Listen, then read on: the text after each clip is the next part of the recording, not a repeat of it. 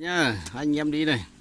Giờ thằng em này đi mà về đấy thằng em dần đi mà chứ lần đầu tiên đi với thằng em rồi đó. Đi mải mới chứ đây. Thấy chưa? Vừa đấy này, vừa được này. Cũng xá đẩy nhưng mà cũng gục này.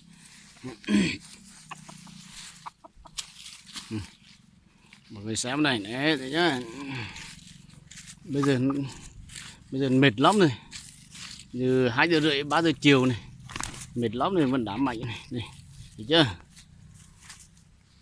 Nhá. Nhá. Đá mạnh rồi nên gục rồi nhưng mình đá rồi này. Con đi mà chẳng này. Tay trắng. Anh em đi này. Đấy.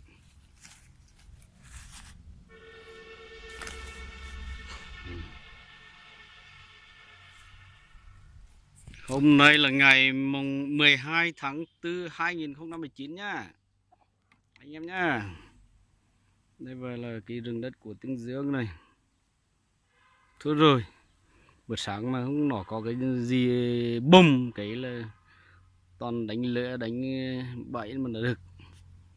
Chiều nay mình đánh được con đi này. Đấy, thấy chưa? Bỏ bên chết rồi. Đấy, gà tứ nhá, anh em nhá. Gà tứ, gà nóng đánh gà tứ nhá. Thấy chưa? Cửa đi này. Đấy. Bơi cứt trâu cứt bò đấy này, thấy chưa? Chân bẩn này. Đấy, con này má trắng nhá, tay trắng nhá. Gà tứ nhưng mà máu thứ rồi. Gặp 2 lần, bay 2 lần nhưng mà vẫn chịu đến đá này này. Đấy. Yeah. Rồi để anh em xem video tiếp theo nhá.